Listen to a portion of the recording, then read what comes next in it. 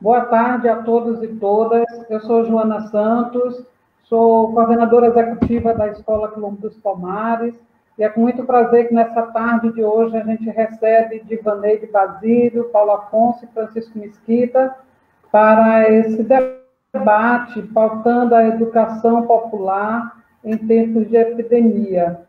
É uma situação grave que estamos vivendo no país, e o diálogo dessa educação popular também se relaciona com a pauta que essa escola, há 30 anos, está no Nordeste brasileiro, fazendo a formação política junto aos movimentos sociais. Nesse sentido, queria também agradecer a presença de quem está chegando para acompanhar a gente nesse debate, fazer uns agradecimentos especiais também ao conselho diretor da equipe, Alcineide Nascimento, Anderson Santos e Romildo Moreira,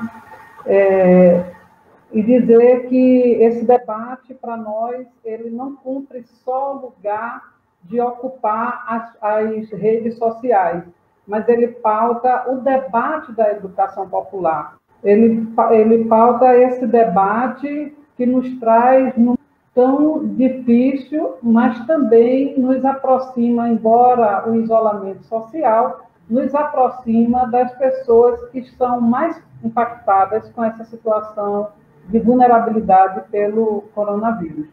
Então, a pauta a gente traz hoje para cá, para cada um dos nossos convidados, o Francisco Mesquita, que é professor da Universidade Federal do Piauí, e ele vai trazer para a gente como ponto de pauta a educação como elemento animador das transformadoras, e enquanto metodologia da educação popular capaz de trazer a ação mais perto das pessoas mais graves.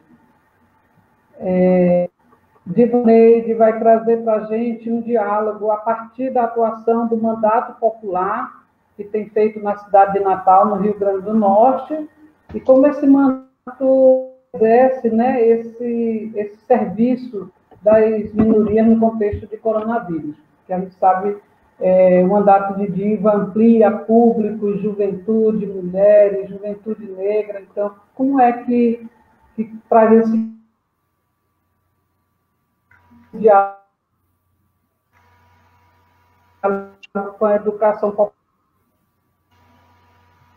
da educação popular, processo na vida das pessoas, desde a formação política até as ações sociais e as práticas individuais. Bom, a gente, como é a primeira live, a gente pode ter alguns momentos de falhas técnicas, mas agradecer a Anderson, o diretor de formação, que teve esse esforço de fazer o melhor. E também cada um que está aqui para a gente, Márcio Carvalho, que está aqui com a gente, Valdênio, certamente vai vir mais gente da equipe, dos núcleos de educadores que fizeram a formação nessa escola de formação, das articulações nos diversos estados da região Nordeste, e uma saudação especial à companheirada do CEAL, que é o Centro de Educação Popular da América Latina e Caribe, que é a equipe de formação no Brasil e na América Latina. Então, uma saudação especial, sobretudo nesse momento de muito ataque à educação e o legado de Paulo Freire. Então, nós, como educadores populares e educadoras, temos esse desafio de trazer também, dialogar esse debate da educação com a campanha do legado de Paulo Freire. Então, eu queria, primeiramente, convidar Francisco Mesquita. Se prepare aí, meu companheiro. Então, Mesquita tem uma fala trazendo a educação popular como elemento animador das práticas transformadoras, e, enquanto metodologia, capaz de trazer a ação mais perto das pessoas mais vulneráveis. Boa tarde a todos e todas, os internautas que estão, nesse momento, acompanhando essa live, essa primeira live da Escola de Formação Quilombo dos Palmares. É com muito prazer que eu recebi o convite da Escola de Formação Quilombo dos Palmares para participar desse momento de debate e discussão sobre a educação popular.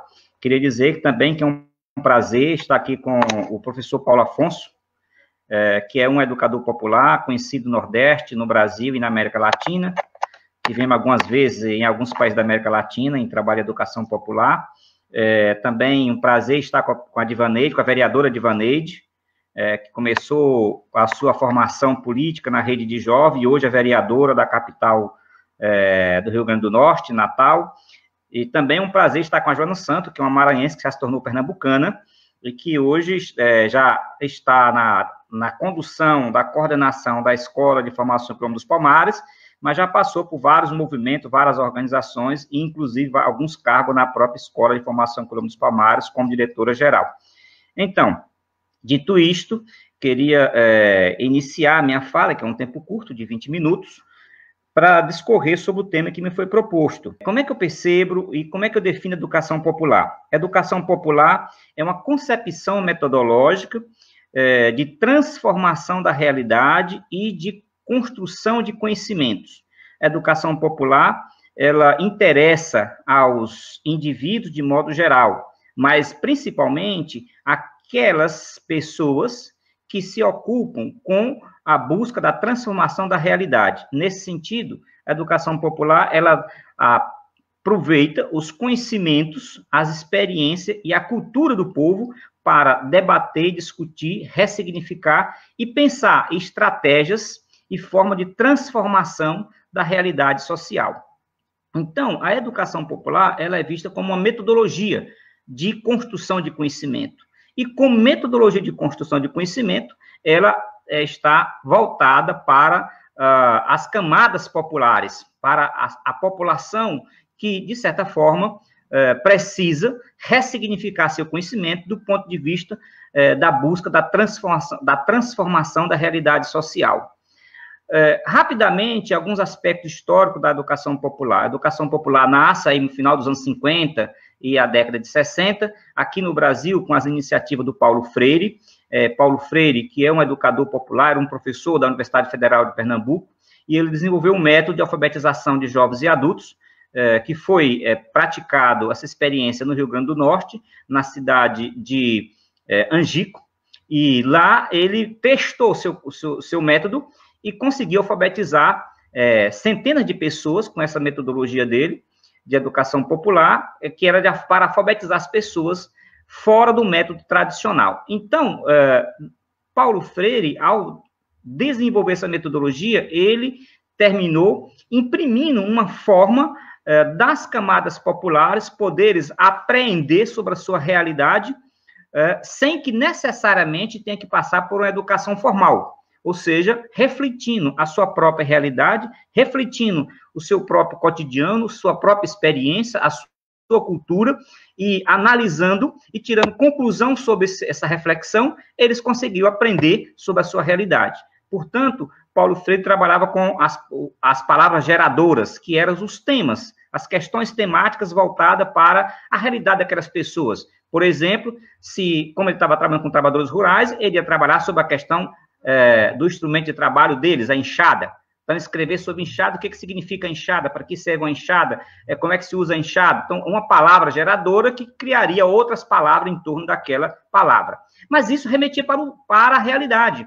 Por exemplo, então, quem utiliza a enxada é o trabalhador rural. E o trabalhador rural vive aonde? Na terra. De quem é a terra? A terra é dele, a terra é de um proprietário. Como é que ele utiliza essa terra? Ele utiliza a terra fazendo lavoura, trabalhando com cana, trabalhando com agricultura, e isso ia desenvolvendo um universo de ideias na cabeça das pessoas, que ela ia buscando construir uma realidade dentro daquele debate, daquela discussão, que estava diretamente ligado com o seu cotidiano, com o seu dia a dia. Então, em síntese, a educação popular trata dessa problemática. Nos anos 70, nós tivemos aí os anos difíceis no Brasil, 60 e 70, da ditadura militar. A educação popular ficou mais difícil de ser praticada, mas no final dos anos 70 e nos anos 80, a educação popular volta com muita força, através dos movimentos sociais, das ONGs, principalmente no processo de redemocratização brasileira, da Constituição de 1988, no processo constituinte. Então, nós tivemos, nesse período aí dos anos 80, uma década muito forte de debate e discussões sobre a realidade social e onde a educação popular pôde se fortalecer.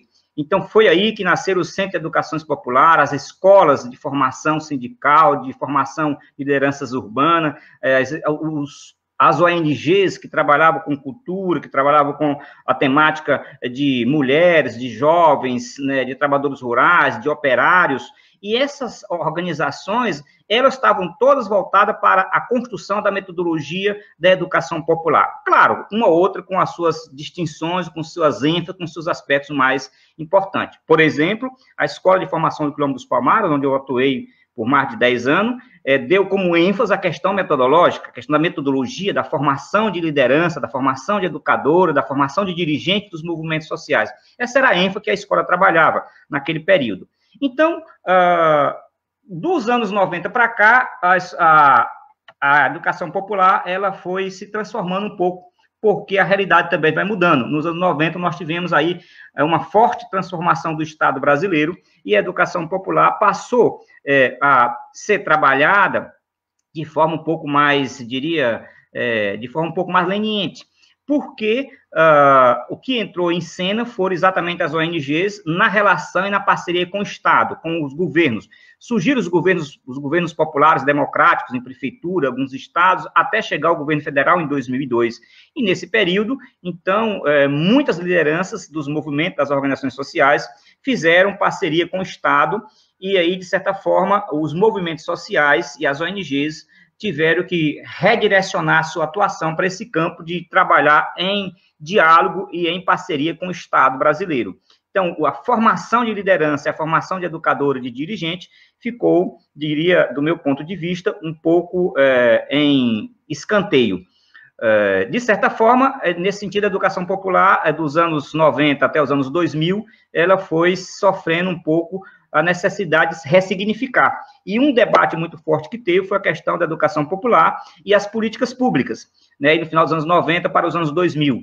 E qual que era a contribuição da educação popular para a construção das políticas públicas que estava se debatendo naquele momento, a construção dos conselhos populares, conselho de gestão de políticas públicas, os conselhos de educação, de saúde, assistência social, era o momento de construção daqueles conselhos, e era o momento da gente, então, debater e discutir a importância, aliás, a contribuição da educação popular para aquelas instituições que estavam nascendo naquele momento ali, garantido na Constituição Federal de 1988.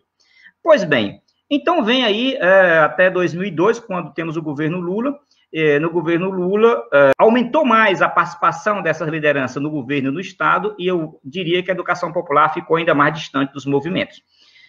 Salvo engano, uma outra ONG, um outro movimento vinha trabalhando com a educação popular. A ONG Equipe, que é a Escola de Formação do Quilombo dos Palmares, sempre trabalhou com a educação popular, fez sim parceria com o governo em alguns projetos, mas sempre dentro do trabalho de educação popular, né, trabalhando com juventude, trabalhando com a questão da Arca das Letras, trabalhando com outros projetos, mas sempre dentro da metodologia e da concepção de educação popular.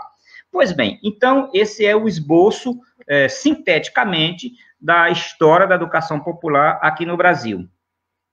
A quem interessa a educação popular? A educação popular, ela, de certa forma, interessa a qualquer pessoa, a qualquer indivíduo, porque ela é uma concepção metodológica.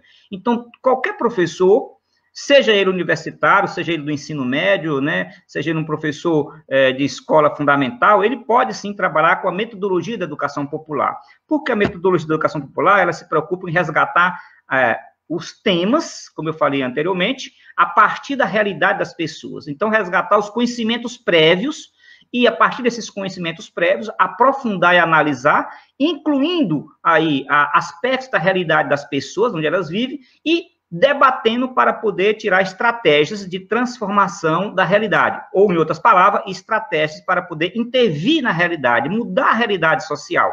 Então, desse ponto de vista, pode trabalhar um professor, pode trabalhar um educador popular, pode trabalhar um pedagogo com essa metodologia. Mas, de forma geral, a educação popular ela está muito mais relacionada aos movimentos populares, porque os movimentos populares, de certa forma, abraçaram essa metodologia como sendo a sua própria metodologia de trabalho, de atuação. E um dos métodos bem antigos dessa discussão era o método de ver, julgar e agir. Então, a realidade social, ela tem que ser trabalhada na educação popular com a perspectiva da transformação, da mudança. E o que é a mudança, o que é a transformação? É a mudança no sentido da qualidade de vida das pessoas, melhorar a educação, a saúde, a habitação, melhorar as condições sociais de vida. Então, mudança, quando se fala em transformação social, está muito relacionado à melhoria da qualidade de vida das pessoas. E é não no sentido reformista, mas muito mais no sentido de uma transformação social, de mudança de estruturas. Então, algumas estruturas têm que ser mudadas na sociedade, e o debate é feito na educação popular nesse sentido, como, por exemplo, a questão da estrutura agrária brasileira, a estrutura fiscal brasileira, a estrutura urbana brasileira, que até hoje não se mudou, não se modificou nessa sociedade. Por exemplo, também o imposto sobre grandes fortunas, que até hoje está na Constituição Federal há 30 anos escrito, mas até hoje nenhum governo teve coragem de trabalhar essa questão. Então, tem algumas estruturas no sistema social brasileiro que eles precisam ser mudados e transformados para melhorar a qualidade de vida das pessoas. E é nesse sentido que a educação popular pode atuar também. Quando falo aqui da mudança social, da transformação social, eu estou me referindo a essas mudanças estruturais que devem ser questionadas no mundo da educação popular. Bem, então, já que a educação popular interessa a qualquer educador, professor, qualquer liderança de movimento social, a qualquer pessoa que se interessa pela transformação social, poderia dizer também que a educação popular tem alguns objetivos. Qual é o principal objetivo da educação popular? É a formação crítica da consciência das pessoas. A educação popular, ela mexe com o indivíduo, ela mexe com a pessoa, ela faz você se transformar, ela faz você buscar ver a realidade, o seu mundo, o seu cotidiano de forma diferente.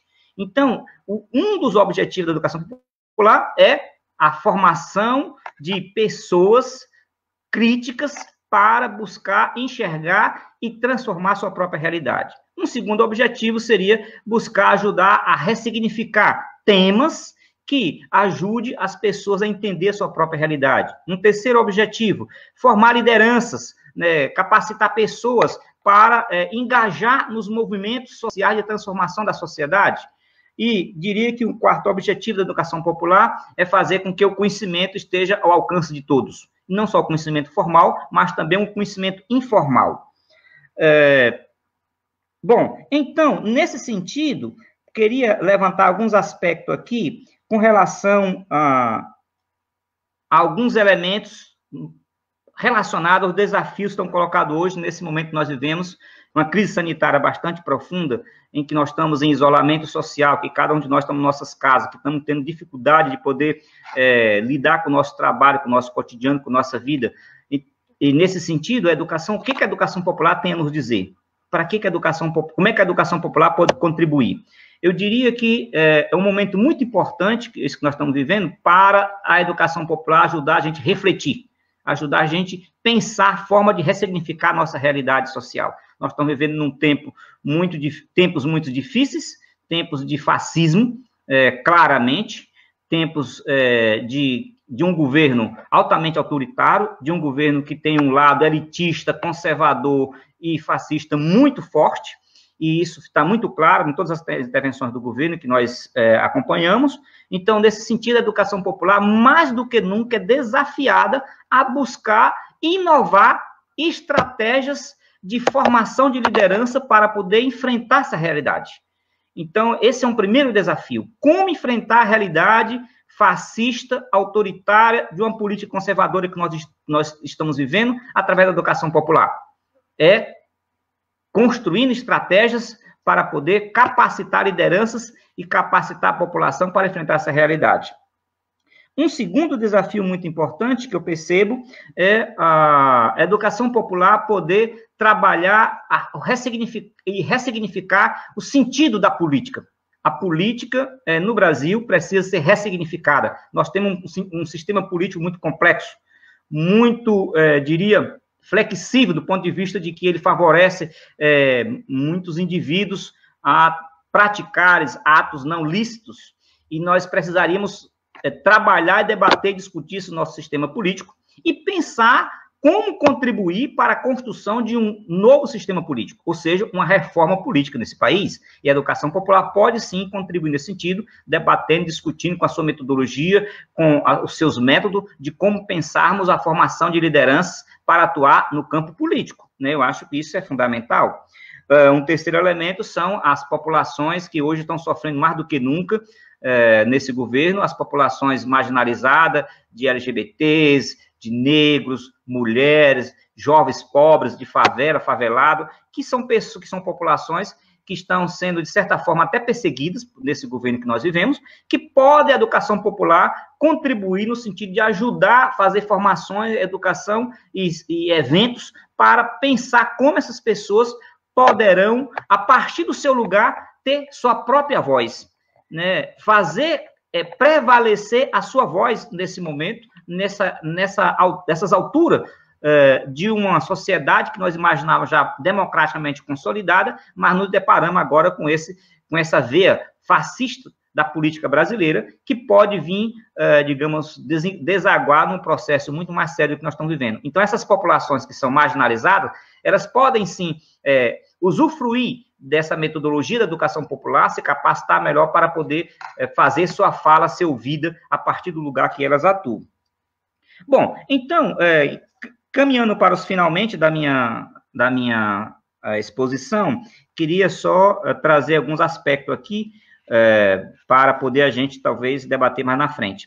Por exemplo, o Paulo Freire, que é um educador popular que trabalhou muito e atuou muito na educação popular, talvez é um dos criadores da educação popular no Brasil, ultimamente tem sido muito atacado no Brasil e nesse governo. O governo brasileiro atual, inclusive, propôs,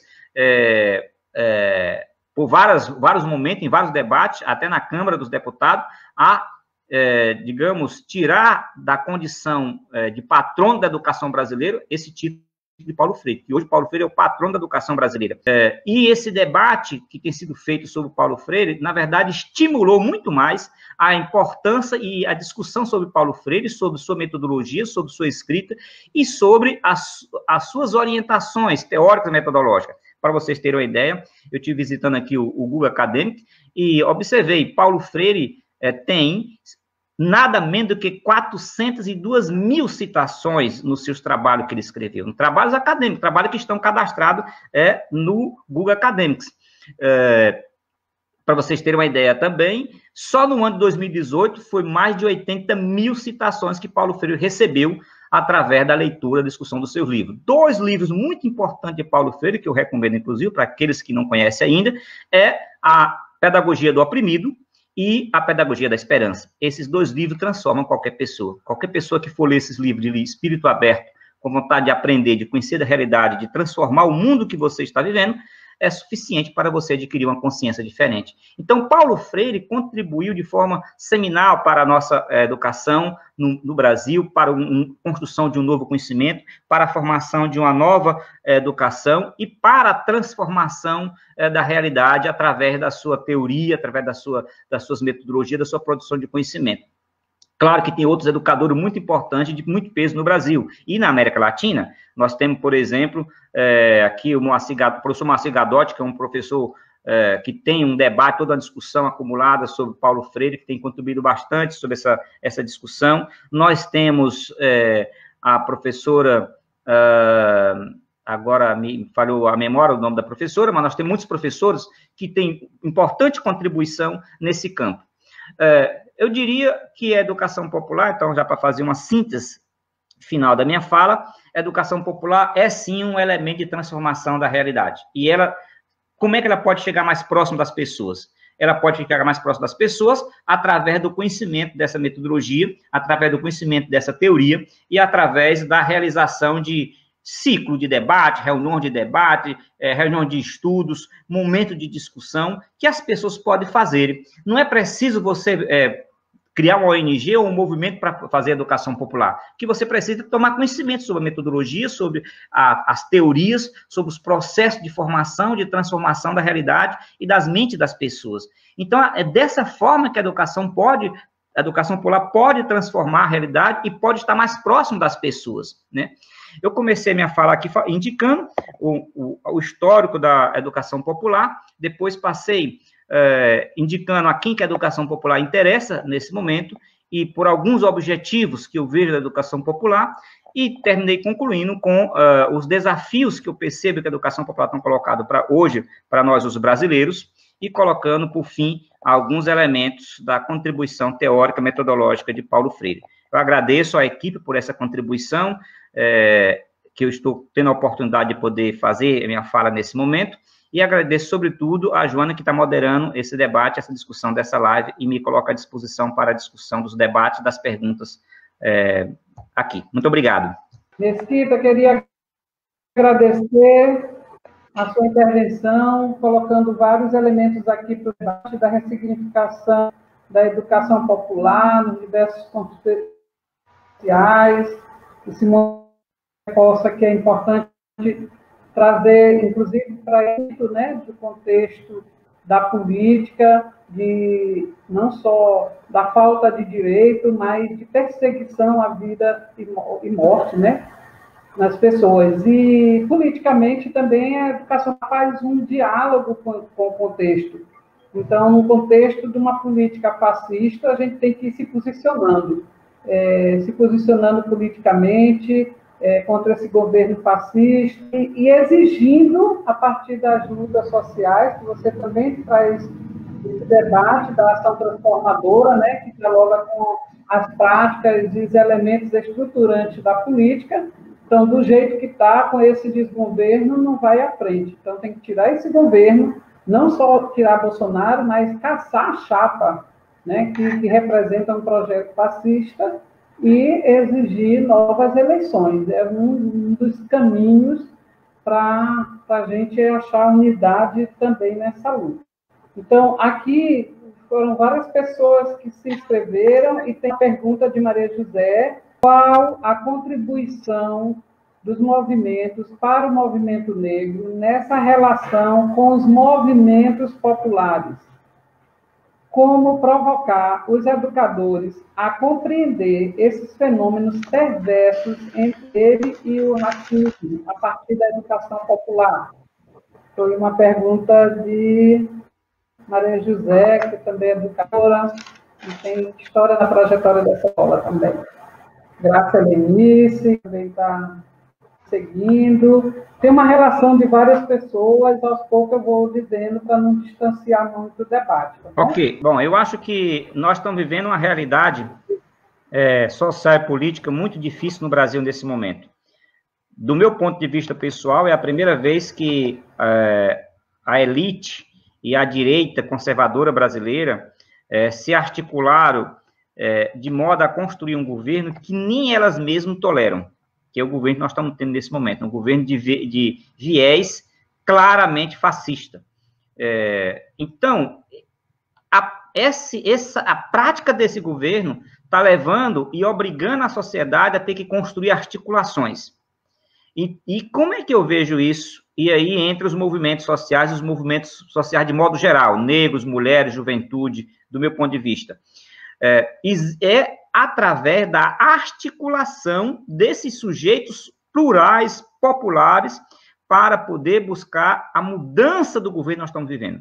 Então, a contribuição que eu vejo na relação movimentos sociais, movimento social negro, e eu estendia movimentos jovens, movimento de mulheres, movimentos feministas, movimento de trabalhadores de modo geral, movimento de grupos identitários, de modo geral, LGBTs e todos, para mim, nesse momento, só tem uma bandeira única, que é a bandeira da articulação desse sujeito em torno da busca da mudança do governo. Claro que cada movimento tem a sua prioridade, tem a sua agenda, tem a sua especificidade. Cada um tem que buscar trabalhar também a seu lado identitário, mas a conjuntura do momento exige que a gente se articule dentro de uma grande aliança popular, democrática, transformadora, para buscar e construir um projeto que enfrente esse governo que aí está. Bom, se essa articulação vai se articular com grupos políticos, com partidos políticos, é outra coisa. Mas eu acho que a sociedade civil, os movimentos sociais populares, os movimentos negros, os movimentos de mulheres, os movimentos de juventude, os movimentos de trabalhadores, os movimentos identitários, todos têm que se articular numa grande aliança em função da mudança do governo que nós estamos vivendo. E aí, nós vamos buscando debater e discutir, problematizar as questões específicas de cada um na construção de um projeto de mudança da sociedade e de maior democratização da sociedade. Mas eu acho que, nesse momento, a prioridade número 1 é pôr fim a esse governo fascista que nós temos no Brasil. Não tenho dúvida a respeito disso. E isso exige que a gente tenha uma abertura política, uma abertura ideológica, uma abertura do ponto de vista das nossas especificidades para ver qual é a prioridade número 1 desse momento. E aí nós vamos construindo as outras questões de forma mais paulatina no decorrer da articulação. Para mim, eu vejo que essa é a contribuição que os movimentos teriam a dar à conjuntura brasileira e à sociedade brasileira nesse momento. Muito obrigado. Ivaneide, cadê você, meu amor? Estou aqui. Ivaneide Basílio, educadora popular também, socióloga, e está no mandato de vereadora na cidade de Natal, no Rio Grande do Norte. Então, a partir dessa experiência aí, desse mandato popular, qual o diálogo com a educação popular? Então, Joana, quero primeiro dizer que eu estou aqui com minha fardinha da equipe, meu coqueirinho aqui. Quero iniciar agradecendo a escola, agradecendo a Joana, Anderson, que está aí na parte técnica, agradecer ao Cineide. Vocês estão me ouvindo direitinho? Está dando um pouco de eco, né? Não, tá bom, para mim tá bom. Então, vou seguir. E aí, agradecer a Mesquita e a Paula Afonso. Na verdade, olha que situação aqui que eu estou vivendo, a cena que eu estou vivendo. Eu estou aqui com meus educadores, com minhas educadoras, né? Então, a quem interessa a educação popular, se não para transformar a vida das pessoas e a história das pessoas. Acho que a gente pode começar, Mesquita, em que lugar eu estou? Eu estou nesse lugar, né, de transformação da história, de reversão de trajetória, como diria a professora Regina Novaes, e eu sou uma dessas tantas jovens do meio popular, da comunidade, que teve acesso a participar de grupos de jovens, como a PJMP, e também ingressei cedo no Partido dos Trabalhadores e das Trabalhadoras, e tive a chance de conhecer essa escola. É uma escola de fazer gente, uma escola de transformar gente, uma escola Mambembe, a escola de formação Quilombo dos Palmares. Por que eu estou dizendo tudo isso?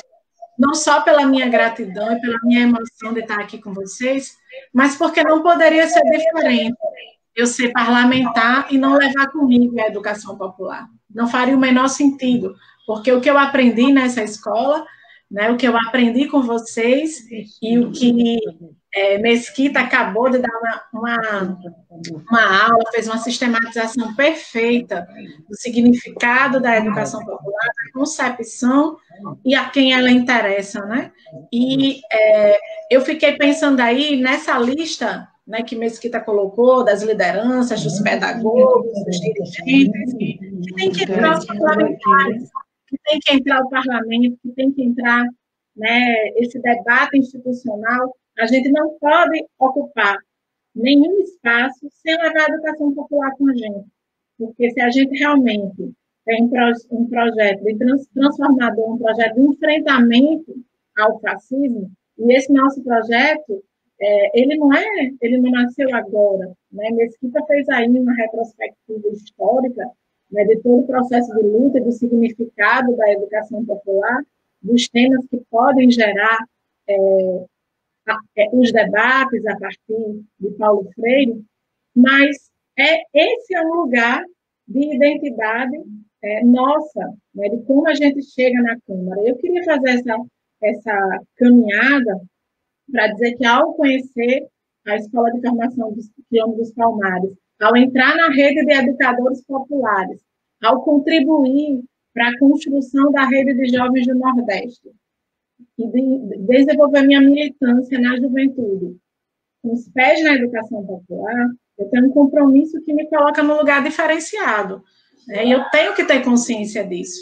Ao ocupar esses espaços, eu levo comigo a concepção metodológica, sim, da educação popular para todas as minhas ações e para todas as ações que o nosso mandato, né, tem incorporado no dia a dia. Eu costumo dizer que eu não cheguei só à Câmara Municipal. Eu não cheguei só porque eu cheguei junto com todos esses movimentos e com todas essas pautas.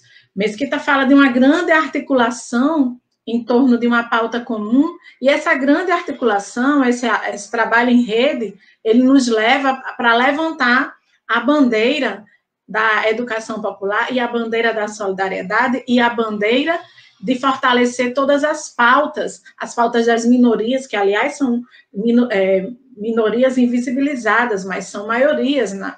São maiorias invisibilizadas, essas minorias conhecidas na nossa sociedade.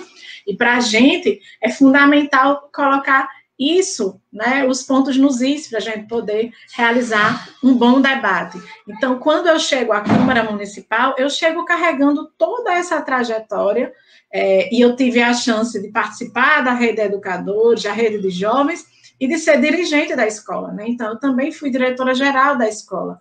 E isso, para mim, foi um grande desafio, de poder entender o que é dirigir ações focadas, centradas na educação popular, e que dialogava com vários temas, né, com territórios, com rede de juventude, rede de rurais, rede de políticas públicas, e nossas ações todas, articuladas em rede, tinham um lugar, um campo, um espaço de atuação, uma premissa, né? E a gente chega no mandato com essa mala, né? Sempre a gente ouve, né, que o educador tem a mala pronta, e eu carreguei minha mala para esse mandato. Na minha mala tem tarjetas, na minha mala tem pincel atômico, na minha mala tem cartolina, na minha mala tem a escuta, porque a gente aprende que na educação popular é preciso ouvir para poder falar. E foi a partir daí que o nosso mandato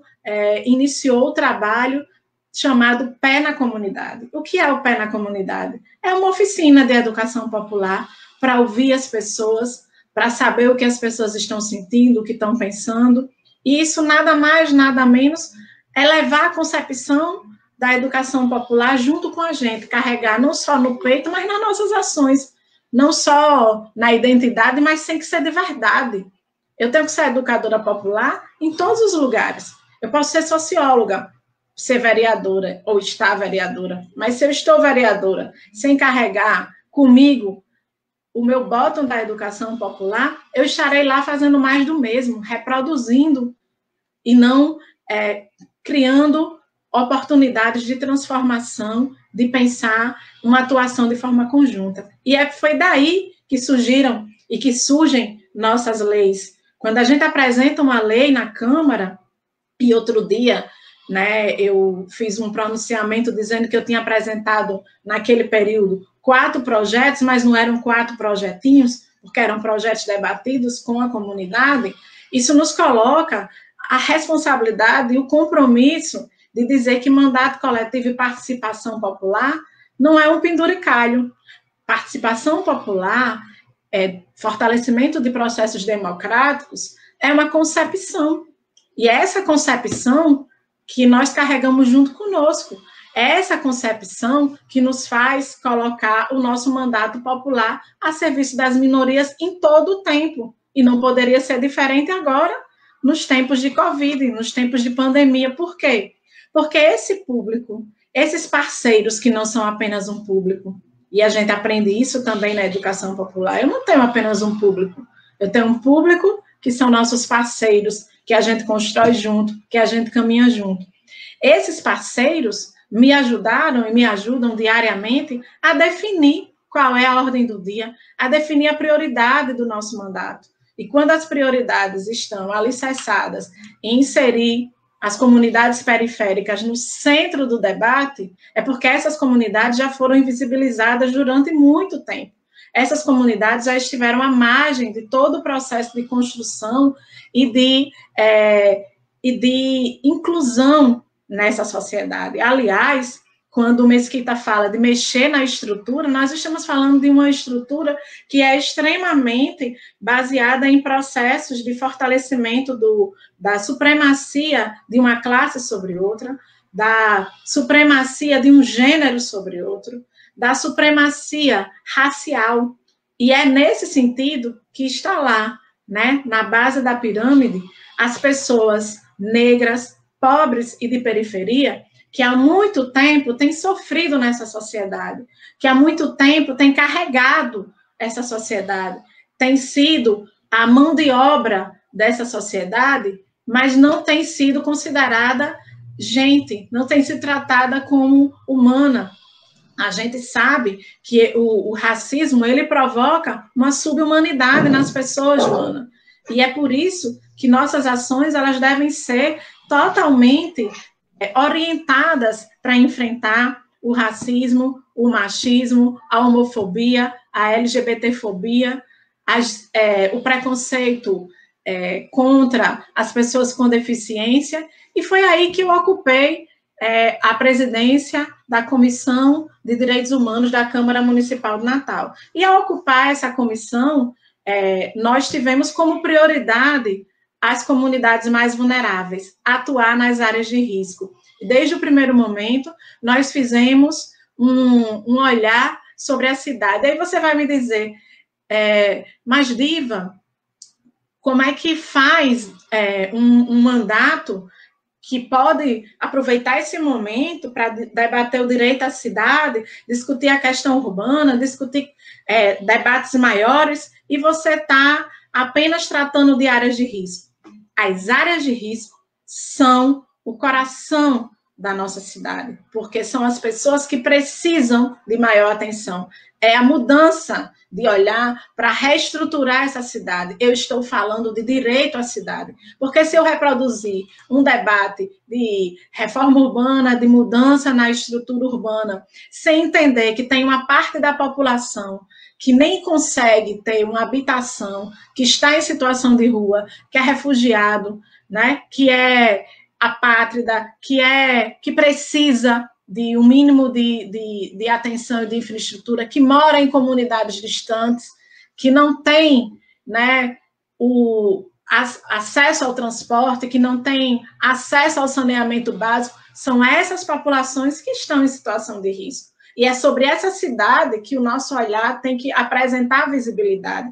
O nosso olhar tem que ampliar essa cidade invisível com uma lupa, para que toda a cidade conheça e não fique confortável ao saber que pode dormir e alguém está sem teto, que pode dormir e pode comer e alguém não tem casa, não tem como comer.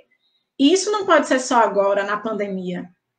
Agora ampliou, aprofundou essa desigualdade, ou pelo menos a gente conseguiu entender, né, o que significa correr mais riscos. Porque se alguém já corria risco pelo fato de ser pobre, pelo fato de ser negro e não poder andar de máscara porque, né, pode sofrer violência letal, pode morrer de morte matada, que esse é um grande debate que nós temos que travar no momento atual. Nós estamos falando de uma pandemia já existente, que é o genocídio da população negra. Sugiro o nosso técnico colocar os 4 na tela, porque a gente fica com melhor coordenação. Ah, ótimo, melhor, que a gente fica se vendo. Se alguém tiver dúvida, já sabe que o outro está ouvindo. Exatamente. Então, gente... Pronto, obrigada. Então, essa centralidade em movimentos e em grupos considerados periféricos, e que são realmente periféricos porque foram jogados nas comunidades, A gente viveu agora no 13 de maio um debate da falsa abolição, e essa falsa abolição jogou as pessoas nas comunidades, jogou as pessoas de forma sem garantir dignidade, e é sobre esses segmentos que nós estamos tratando. E aí, em tempos de pandemia, então, como é nossa atuação? Ela segue dando visibilidade a essa população que ficou o tempo todo tratada, né, à margem da nossa cidade. E aí, nós apresentamos um projeto que é o Fundo de Emergência e Contingência. Esse projeto foi debatido com o grupo Georrisco da UFRN.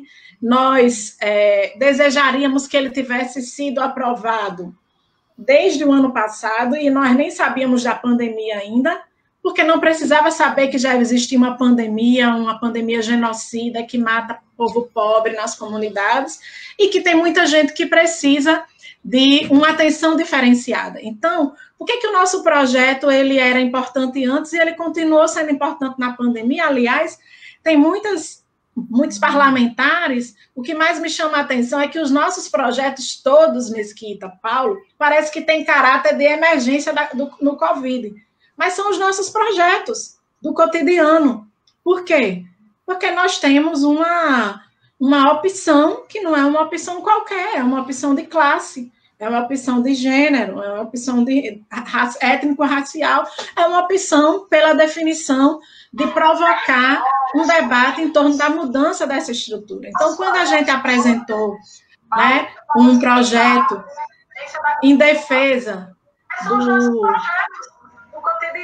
da LGBT cidadania, quando a gente apresentou esse projeto na Câmara Municipal, subscrevendo uma ação do vereador Hugo Manso, olha só, nós subscrevemos vários projetos recuperando o legado da esquerda na Câmara e dizendo para a sociedade, nós atuamos em bloco, nós somos um mandato coletivo, desde muito tempo nós temos uma metodologia, uma concepção, e nós temos que fazer isso e fazer com que a população também escute, porque o mandato popular é também um instrumento de formação e de educação popular de forma contínua. Ele precisa ser.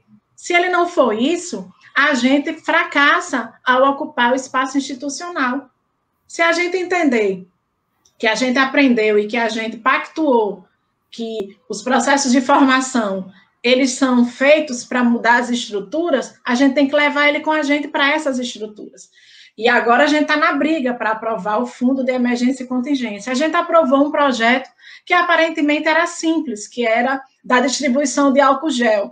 Eu lembro que na hora do debate, na Câmara, teve parlamentar que disse que o que abunda não atrapalha porque aquilo já existia, em muitos lugares já tinha. E aí eu me reportei a uma memória. Uma pessoa que sai da comunidade, aqui de trás, do Nossa Senhora da Apresentação, que caminha até a parada de ônibus, que na sua casa sequer tem água e sabão, que ao chegar na parada de ônibus, ela enfrenta mais de 1 hora de espera, depois de passar mais de 20 minutos caminhando no sol, e chega numa instituição para receber esse auxílio emergencial, que também é resultado de uma luta, e aquela instituição não dispõe do álcool para ela está correndo quantos riscos para garantir a sobrevivência dela? Aumentou os riscos que ela já corria. Ela já corria o risco de ser preta, de ser, né, tratada como bandida, de não ter acesso ao transporte de qualidade e ainda ficar numa fila com aglomerado e sem, né, um equipamento de álcool gel, que era uma coisa básica para garantir sua possibilidade até de lutar por um benefício. Então, nós, ao apresentar um projeto como esse, é garantir que toda a população seja acolhida nas políticas públicas.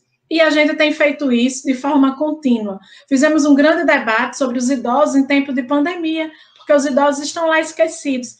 Divaneide, você pegou todas as pautas e todas as identidades? Não.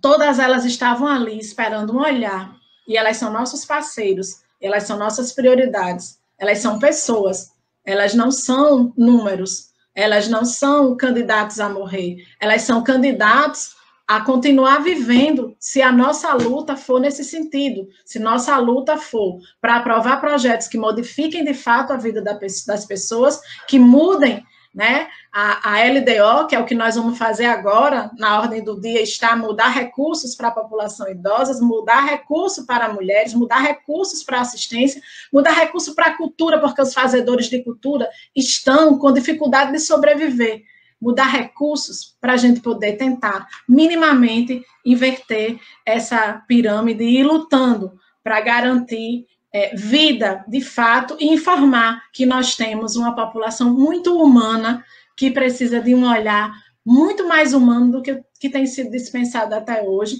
e só alicerçada com os pés na educação popular nós vamos conseguir fazer isso, porque a nossa bandeira é pela democratização, pela participação, pela ampliação de direitos. E para ampliar direitos no momento atual, a gente precisa polarizar, sim.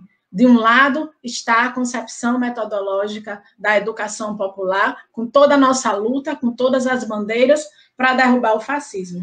Já chega. Não existe mais representante no nosso país. Não existe mais presidente. Aliás, ele nunca existiu. Alguém que se comporta como um genocida, com a necropolítica, não pode ser considerado presidente. Portanto, para nós que defendemos a educação popular, a vida, a autonomia e a transformação das pessoas, fora Bolsonaro. Gratidão. Eu vou agradecer a sua fala, a partir das práticas, né, populares, com diversos sujeitos políticos, né, vítimas desse genocídio. Maria José colocou aí na tela que a população indígena e a população quilombola são vítimas, historicamente, desse genocídio. Hoje só está mais escancarado, né? Então, e também dos vários debates, dos vários momentos de reflexão que você reforça o lugar da educação lá na vida das pessoas, né? Que transforma a vida. Você começou a sua fala com essa frase. Então, Paulo Afonso, que vai abordar a questão da educação popular como processo na vida das pessoas, desde a formação política até as ações sociais e práticas individuais. Na verdade, tem uma relação aí das três falas, né? Então, pessoal, boa tarde, companheirada. Um abraço grande, uma saudade imensa de vocês. É uma alegria muito grande estar nessa roda aqui com o Divanei, de Mesquita, Joana. Um agradecimento enorme ao nosso companheiro Anderson, que está aí no apoio técnico. A gente sabe o empenho dele nesses últimos 10 dias para tornar essa live executável, para a gente poder estar aqui conversando, batendo papo e ir pensando sobre os processos que animam as nossas lutas.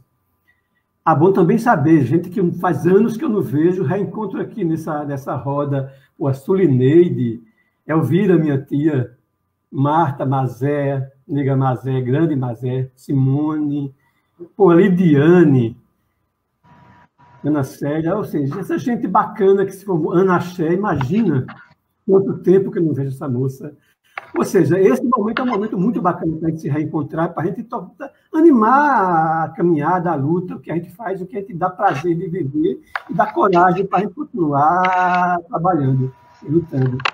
Pessoal, a minha exposição, seguindo mais ou menos esse tema que Joana acabou de apresentar, primeiro, assim, lembrando, eu sou Paulo Afonso, eu sou sociólogo de formação e sou educador popular pela minha opção de vida e estou sendo professor universitário, que é o emprego onde eu pago minhas contas e consigo continuar na batalha do dia a dia.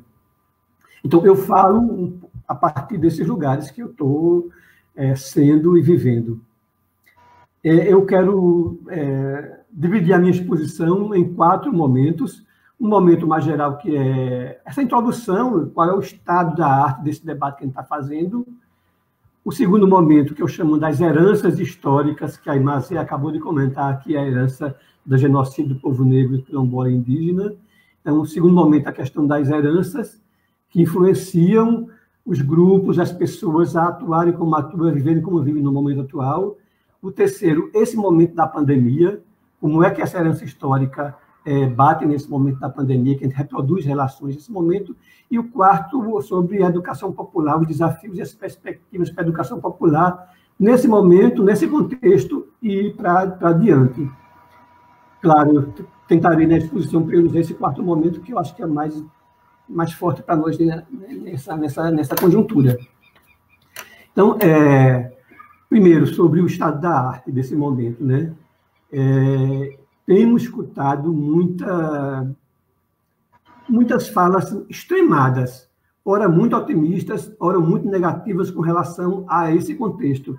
Quero chamar a atenção para uma fala da nossa grande artista Rita Lee, cantora da MPB brasileira, que ela disse que a sociedade nunca mais será a mesma depois dessa pandemia.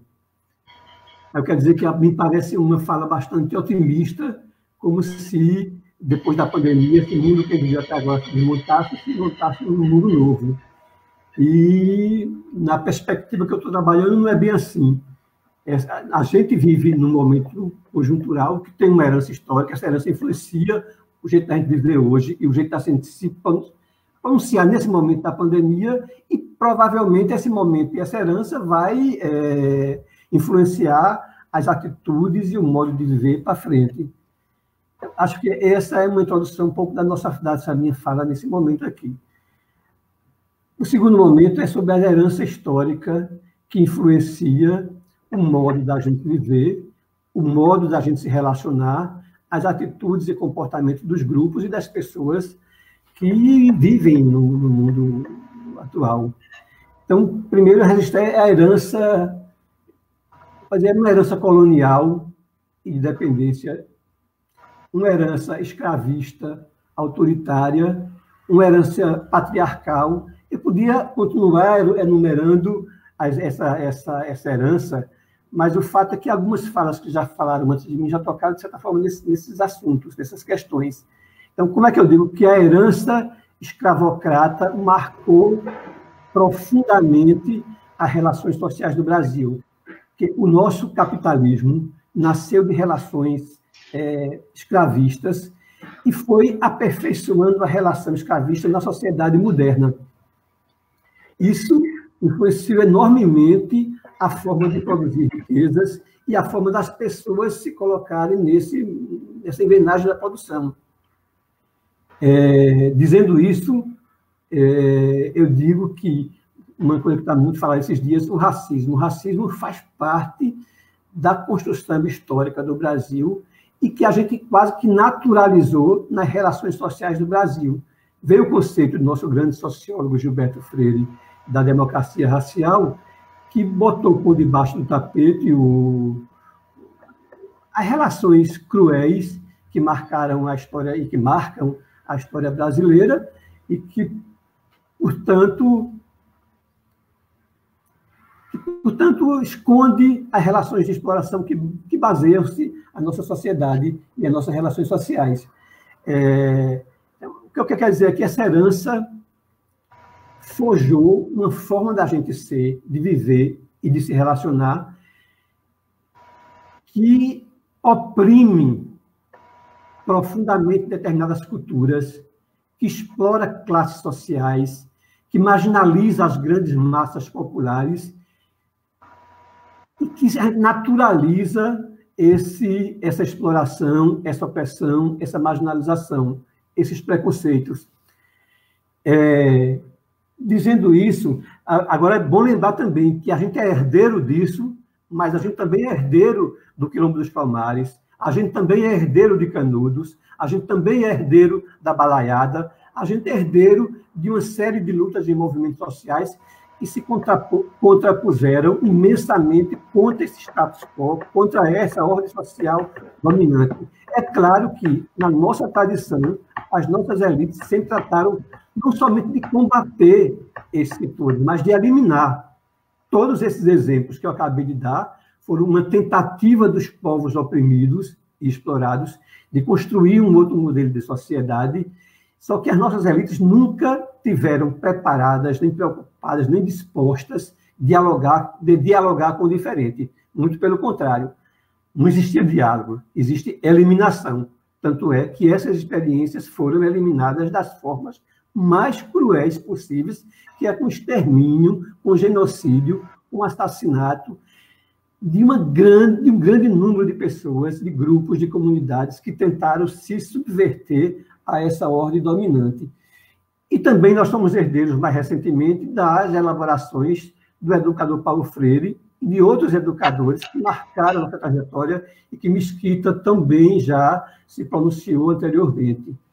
Acho que essa é uma herança que marca nossas atitudes, nossos comportamentos nesse momento de pandemia, de agonia que a gente está vivendo.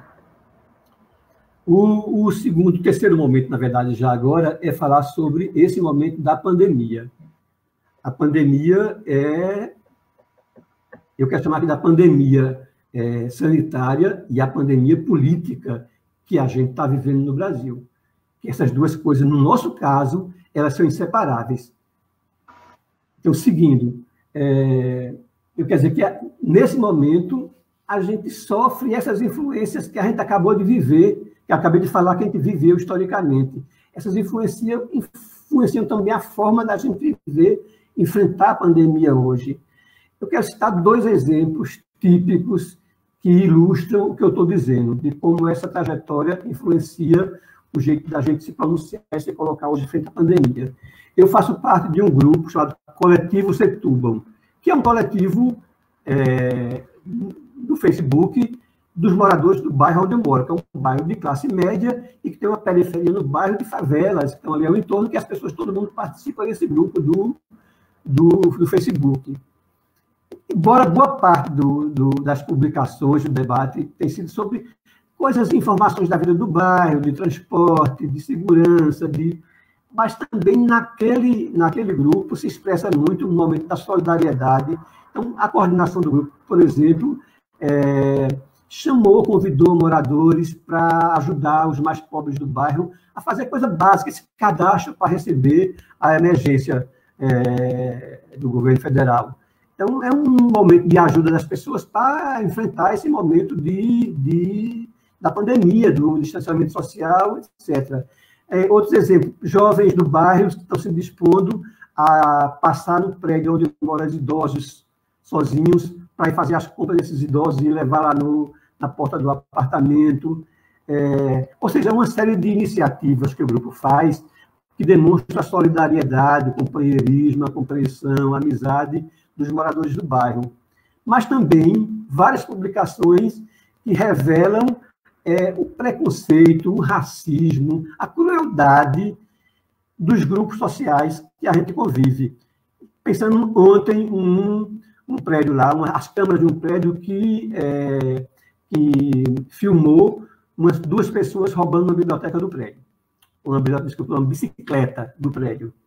E aí os comentários embaixo. São 2 mendigos aqui do bairro, eu conheço. Aí começa a dizer, fulano de tal, mata, dá fim. Aí os comentários são os mais terríveis, os mais cruéis possíveis contra os pobres. O que eu quero chamar a atenção é isso. É que no mesmo grupo, no mesmo agrupamento ali, tem uma série de iniciativas solidárias, companheiras, preocupadas, inclusivas, e tem uma série de manifestações também cruéis, preconceituosas, racistas, que repetem a tradição que a gente também é herdeiro. Então, essa é uma experiência do momento de pandemia que eu acho importante eu queria socializar com vocês, que acho que tem a ver com a questão da educação popular. E o segundo que eu queria chamar a atenção, hoje vi um desses jornais nacionais, uma matéria chamada Batalha Pedregal. Batalha Pedregal foi uma matéria nacional hoje, mas é uma comunidade de Campina Grande, uma das primeiras comunidades que eu comecei a exercitar meu trabalho de educador popular. É uma ocupação coletiva para moradia, lá em Campina Grande, na zona oeste da cidade. Teve um amplo apoio da paróquia de Bodocongó, que é a paróquia de Nossa Senhora do Perpétuo Socorro, de alguns sindicatos, do PT. A gente fez um filme junto com Roberto Novaes, Regina Novaes, um filme chamado Campo de Batalha, porque lá foi um campo de batalha, foi um enfrentamento terrível com a polícia e os ocupantes do terreno. E o que hoje, o nome que é do filme, que faz 35 anos, mais ou menos isso, Hoje, os jovens do bairro fazem uma coisa, retoma o nome do filme, do vídeo que ele fez na época, que se chama Batalha Pedregal. O que é Batalha Pedregal? Um grupo de jovens daquela comunidade que está fazendo todo um trabalho de solidariedade e também de combate ao coronavírus na comunidade, com tecnologia apropriada. O pessoal está fabricando sabão a partir de matéria-prima que se usa dentro de casa, de restos de coisa que se usa dentro de casa, e distribuindo na comunidade para as pessoas poderem lavar as mãos. Numa comunidade periférica, a gente sabe quem conhece, sabe quais são as condições de existência. Em geral, casas minúsculas, em geral, a água falta, chega 2, 3 vezes na semana, às vezes chega uma vez só, às vezes passa a semana inteira sem chegar água naquelas casas. Ou seja, as dificuldades são imensas. E eu quero chamar a atenção, porque como é que um grupo de jovens, primeiro, essa campanha de distribuir sabão nas casas. Segundo, passar com a bicicleta de som, explicando o coronavírus, explicando o mecanismo das pessoas sobreviverem a esse vírus violentíssimo e chamando a comunidade para a solidariedade, para a inclusão, para o companheirismo, para a simpatia, para a celebração de valores mais solidários, mais igualitários, mais companheiros. Acho que essa é uma experiência que demonstra que a gente é vítima, mas a gente também absorve experiências, absorve heranças históricas. Então, portanto, os valores do egoísmo, da exploração, da opressão, da marginalização, faz parte dessa herança histórica, eles se reproduzem na sociedade contemporânea, eles se reproduzem nesse momento da pandemia, e os valores também da solidariedade, da generosidade, da inclusão, da camaradagem, do companheirismo, também são valores que se reproduzem nessa pandemia. Qual será a sociedade que vai sair dessa pandemia? Não está dada qual sociedade vai sair. É muito mais uma pergunta do que porque esses valores estão se enfrentando, estão se movimentando também nesse momento da pandemia. Eu acho que essa é um momento importante para a gente poder pensar sobre esse momento que a gente está vivendo, sobre as heranças que a gente está vivendo, sobre o papel da educação popular. Então, agora eu parto para o quarto momento da minha exposição, que eu acho que talvez eu precise um pouco mais de tempo, que é o papel, os desafios e as perspectivas para a educação popular nesse contexto da pandemia, seguindo aquela lógica que Joana expressou no começo da nossa live. Então, eu quero chamar a atenção primeiro para uma grande descoberta que revela o pensamento genuíno de Paulo Freire, de dizer, olha, o homem, depois ele vai dizer, as pessoas são seres inacabados, são seres inconclusos. E eles, nesse processo inacabado de permanentemente ir se constituindo como ser humano, ele é mediatizado pela socialização. Socialização é um termo muito caro à sociologia, que é a ciência da minha tradição mais próxima. Mas, assim, o que é que Paulo Freire acrescenta a esse conceito de socialização? Ele acrescenta o conceito de humanização, ou seja, ao ser considerado ser humano inacabado, no processo de socialização, eu diria, humanização, as pessoas vão se formando para a humanização, mas também vão se formando, não vem a palavra agora, mas vão se formando por seu contrário, vão se formando para a opressão, vão se formando para a exploração, que são valores e são relações, são práticas sociais que se reproduzem na realidade. Então, pensar a educação popular a partir dessa herança, dessa engenhosidade da descoberta de Paulo Freire. A Mesquita já se pronunciou bastante depois de Vaneide, de Ivói. Fiquei demasiadamente emocionado com essa sua experiência. Já conheço muito sua trajetória de luta com a juventude, com a educação popular, mas dentro do mandato parlamentar, e também no tempo da minha vida. Eu também fui assessor parlamentar há um tempo, eu sei como é que é difícil esse espaço, e a gente fazer o esforço de vivenciar essa dura realidade social e, ao mesmo tempo, fazer com que o mandato tenha essa dimensão educativa, acho que é uma coisa fortíssima. E você fala com muita vida disso tudo. Então, eu queria chamar a atenção, eu não vou repetir as coisas que Mesquita e de Vaneide já anunciaram, mas só rapidamente pensar, na nossa trajetória, a gente conseguiu identificar as 3 dimensões da educação popular. Essa dimensão são como metodologia, que Mesquita já brilhantemente já se referenciou, ou seja, uma metodologia de construção de conhecimentos. A gente diria que conhecimento é necessário, que conhecimento é útil para a organização das classes populares e para a sua transformação. Mas, assim, essa é uma dimensão importantíssima da educação popular. Em geral, quando a gente fala de educação popular, a gente fala muito dessa dimensão, que é a dimensão metodológica para a construção de conhecimento, mas também para a construção de relações, ou seja, como se constrói o conhecimento, não só o conhecimento construído, mas o processo mesmo de construção do conhecimento. É essa a grande ordem metodológica da dimensão da educação popular. A segunda é a educação popular como um movimento porque ele é feito por pessoas, por grupos, por comunidades, por movimentos, que se movimenta e, ao se adaptar, desculpa, é ruim, não é bom esse conceito, ao se relacionar com essa metodologia, que é a dimensão anterior que eu falei, propõe estratégias de intervenção na realidade.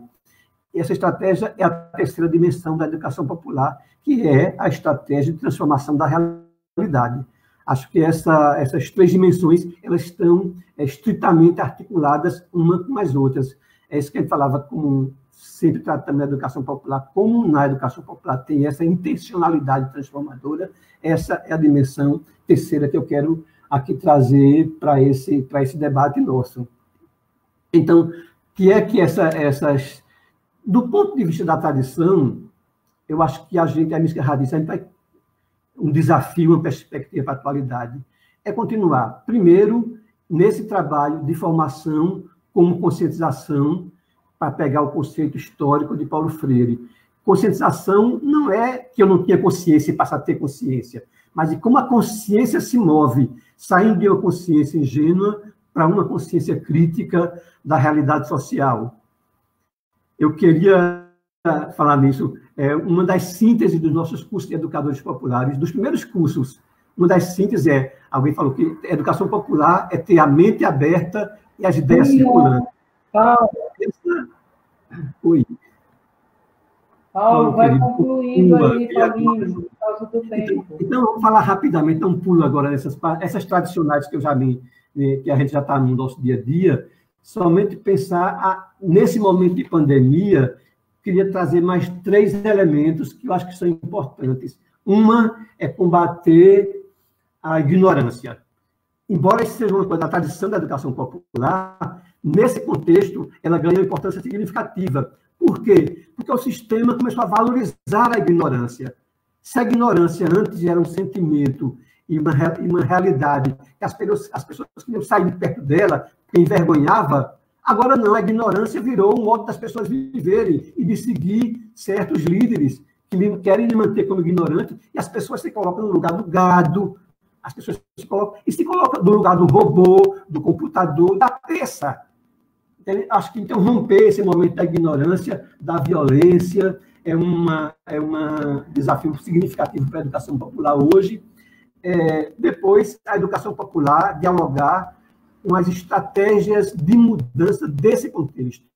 Eu acho que aqui tem 2 questões que eu queria tratar, já foram tratadas antes. Uma é a gente retomar a articulação do certo campo democrático popular, tão necessário às mudanças que a gente conseguiu realizar na realidade social nos últimos anos. Isso já falou dos governos democrático popular, e eu retomaria do campo também democrático popular, que a gente conseguiu avançar bastante nesse período aí. Mas, nesse momento, a gente precisa também de uma frente mais ampla do que essa para enfrentar o fascismo. O fascismo não é uma coisa, não é um inimigo fácil de se combater, é um inimigo perigosíssimo. Portanto, exige de nós o esforço de uma abertura para relacionar nossos princípios. Valeu, Joana, já vi sua... teria outras coisas para completar, mas a gente não é muito acostumado a esse espaço eletrônico. E, bom, eu fico por aqui. Se tiver mais coisas, vai falando. Tem a vida toda para começar as pessoas. Nós temos um tempo limitado, Paulo.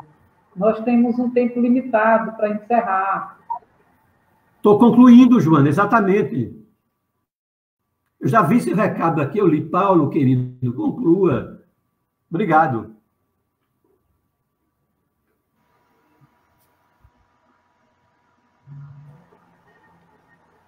Ô, Paulo, é porque a gente tem o tempo limitado mesmo da live, né? Então, dessas 3 falas, faltando... Tá. Dessas 3 falas, faltando a educação popular, das práticas, das concepções e dos, né, de fazer a educação popular, que na fala de Paulo, ele traz essas 3 dimensões trazidas, né, dos 3 aí, a educação como construção de conhecimento, a educação como metodologia, a educação popular vibrando, se movimentando na vida das pessoas. Em tempo de pandemia, faz essas dimensões aí da violência, do ódio, do genocídio, mas é também um lugar dos valores da irmandade, da fraternidade, da solidariedade enquanto espaço político, de não se acomodar com a então, de ficar indignado com todas as coisas ruins que acontecem. Por isso que a educação popular tem que estar nessas práticas de cada um de nós. Eu não vou ter tempo de falar de todo mundo que passou por aqui, mas eu vou passar a fala para os 3 se despedirem.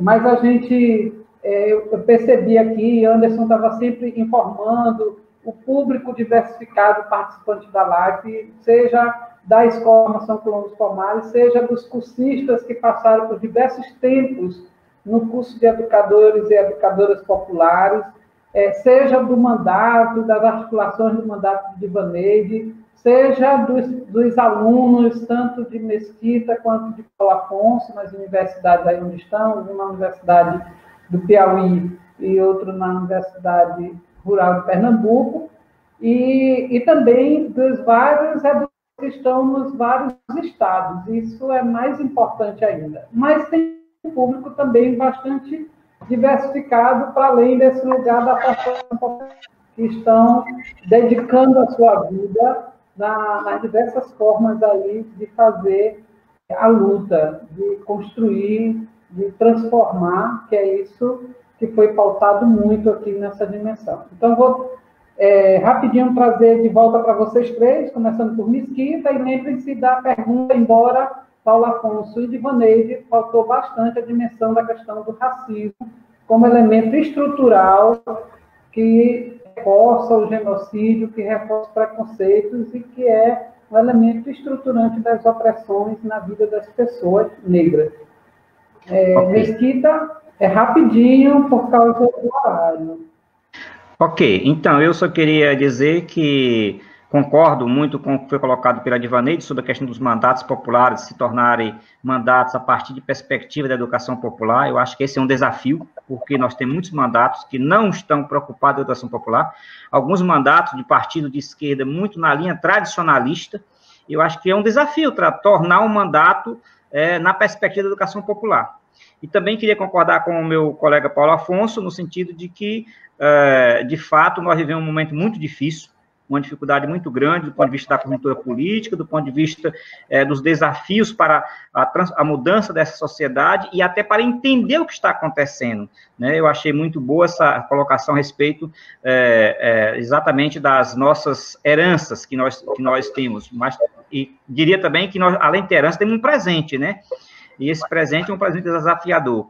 E queria, por final, agradecer à Escola de Formação Quilombo dos Palmares pelo convite e dizer que estou muito alegre, muito feliz de estar aqui com o Paulo Afonso, com a Divaneide e com a Joana, com quem eu convivi durante muito tempo, quando morei 15 anos em Recife. E muito obrigado a vocês e muito obrigado ao público da escola e fora da escola, e meus alunos, e enfim, todo o público que participou da live nesse momento. A vocês, muito obrigado e um grande abraço nesse tempo de poder ficar isolado em casa, mas nos cuidando, porque isso é importante, nos cuidarmos. Diva, com você.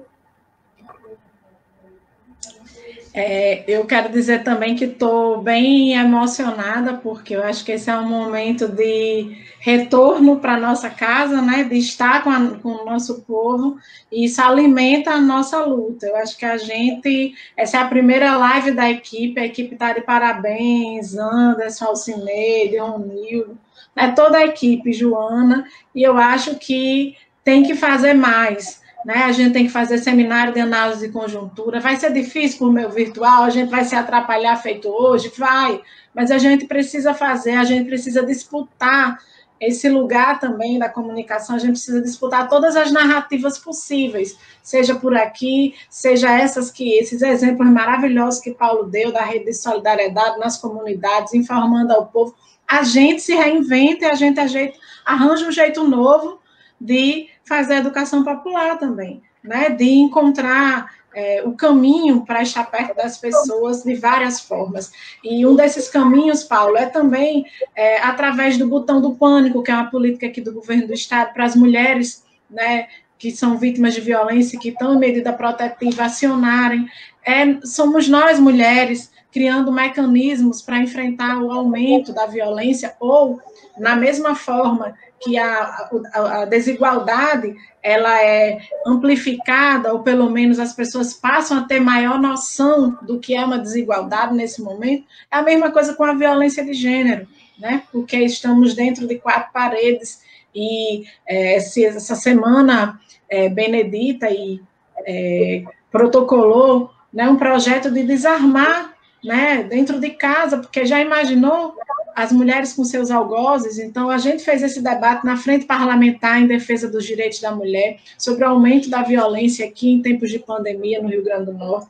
Fizemos uma live com a Periferia Viva, que é um projeto de solidariedade aqui, né, que vem de vários parceiros, de vários movimentos, como o Levante Popular, as Amélias, né? E tem um trabalho bem interessante das meninas aqui, Joana, que é Maria vai com as outras. Isso, uma vai com as outras para as comunidades fazer ação. Então, esse tipo de iniciativa que vai acontecendo, né? Outro dia, o coletivo Leila Diniz também fez uma grande ação de solidariedade. Eu estou citando essas ações para dizer que os movimentos sociais estão na linha de frente no enfrentamento ao Covid, e a gente precisa registrar isso, as pessoas precisam conhecer essas experiências, porque elas têm um papel diferente. É diferente quando a gente entrega uma cesta básica, é diferente quando a gente faz um debate na rede social sobre solidariedade, quando a gente fala, né, do papel da política pública, quando a gente informa, né, que tem um movimento de proteção e de autoproteção das mulheres, de cuidado. Isso tem uma diferença, isso é educação popular. E é por isso mesmo que eu estou aí apresentando também, terça-feira, um projeto de suspensão dos prazos de todos os concursos, porque é preciso que a gente saiba que os concursados não podem ser prejudicados, que a gente precisa ter mais gente sendo contratada nesse processo de dificuldade, que é preciso, se a gente tivesse um Estado forte, se a gente não tivesse essa política neoliberal, se a gente não tivesse essa pandemia, concordo com o Paulo, sanitária e política, a gente daria respostas mais contundentes. Como as respostas não existem, a gente vai inventando e criando novas alternativas. E só para concluir, eu estou compondo a comissão de acompanhamento dos gastos do Covid e de enfrentamento ao Covid Natal, porque é uma coisa muito importante para nós que somos dos movimentos e da educação popular. A gente precisa acompanhar também os números, a gente precisa se apropriar dos valores, a gente precisa se apropriar dos contratos, a gente precisa fiscalizar. Não dá para acontecer, né, o que a gente chamou no início da pandemia, a gente fez um debate sobre isolamento, sobre prevenção, sobre investimento, e a gente foi chamada de histérica, foi dito que a gente parasse de plantar o terror, e estamos agora chegando no pico da pandemia. E o terror não precisa plantar, porque está aí. Então, quando a gente fala em medida preventiva, parece que a gente está falando no monstro, não vamos investir nisso. É por isso mesmo que as nossas ações são tão importantes e o nosso diálogo com as comunidades mais ainda. Porque se a gente tivesse feito essas medidas aqui em Natal, e agora a gente tem um prefeito aqui em Natal completamente alinhado, né, com essa política nacional, o que nos coloca realmente no estado de pânico, porque o terror foi plantado por líderes que não lideram, de fato, a defesa para salvar a vida das pessoas. É por isso que é tão importante um momento como esse. A plaquinha já foi levantada para mim, então eu vou concluir com esse sentimento de gratidão e de fortalecimento, de mais energia para seguir na luta. E vocês são meus educadores que transformaram minha vida. Então, eu quero agradecer por tudo, por esse momento e pelo que já passou, pelos aprendizados, e com certeza vou seguir com minha malinha pronta. Vou carregar todas as tarjetas sempre.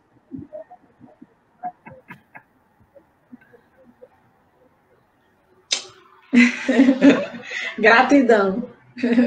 Obrigada, Diva. Obrigada, Mesquita e Paulinho. Agora. Bom, educação popular em tempos de pandemia. Paulo. Paulo. Oi, estou falando. Estou falando, Joana, está ouvindo? Então, eu concluindo o tema educação popular em tempos de pandemia, eu queria chamar a atenção para essa campanha, que é a campanha continental latino-americana e caribenha em defesa do legado de Paulo Freire. Mesquita já falou no pronunciamento dele sobre Paulo Freire foi eleito como inimigo número 1 do sistema, desse governo que está aí, de viés altamente ideológico e fascista. E chamar a atenção também, os ministros mais ideológicos, a Damares, esse que está na Fundação Paulo Freire, que não é ministério, mas é desse campo ideológico, e o da educação Weintraub, são justamente aonde se concentra a elaboração, o laboratório do fascismo para disputar a hegemonia na sociedade. Eu acho que essa campanha vem em boa hora para enfrentar o sistema. E agradecer a presença, esse momento, rever as pessoas, olhar para a cara, um bocado de gente que está aqui, que a gente não vê a cara, mas viu os pronunciamentos aqui, Mazé, Lineide, Elvira, Simone, Ana Célia, Graça, ou seja, um bocado de gente que passou por aí, a gente não viu as carinhas, mas a gente viu, Graça chegou agora, a carinha dela, que anima a gente, dá vontade da gente continuar nessa trincheira de luta. Muito obrigado a vocês, e a gente vai continuar se encontrando por aqui. Então, a equipe é que agradece, a gente tem essa capacidade de nos juntar, nos reencontrar. Eu acho que essa é a história do reinventar, né? Em situações de crise, para a gente não chegar a desesperos, e sempre, como disse Paulo Afonso, nós somos herdeiros de lutas, de batalhas, então a gente tem que dar continuidade a essas lutas. E com essa força que a educação popular nos move. É por aí. E acho que esse gosto que ficou de continuidade é que inspira a Escola Quilombo dos Palmares a estar criando forma, Diva. Há 2 semanas atrás, nós fizemos uma roda de diálogo com os educadores populares que incluíram o curso de 2019 da escola. E foi uma roda de diálogo para dizer e para mostrar que a gente não está parado. A gente está isolado socialmente, mas a gente não está imobilizado. Então, foi uma roda de diálogo linda, de ouvir o que cada um está fazendo para trazer essa dimensão da solidariedade. Desde a distribuição e busca de itens da cesta básica, a população mais pobre, desde subsídios elaborados para orientar as pessoas no uso da máscara, na convivência do isolamento social. Então, a educação tem um único conceito que veio lá dos tempos remotos, se atualiza agora. E sempre no diálogo com a realidade, né? Que é esse o mote da concepção dialética da educação popular. É dialético com a mesma coisa, né? Então, por fim, parabéns a cada um de vocês, nos lugares que cada um estão, e a essas pessoas, quando eu vi aqui, dava vontade de gritar os nomes. Isso me dá um lugar também de aprender, estar moderando, é a primeira vez, então a gente também erra, e agradecer ao Conselho da Escola por ter topado esse fim.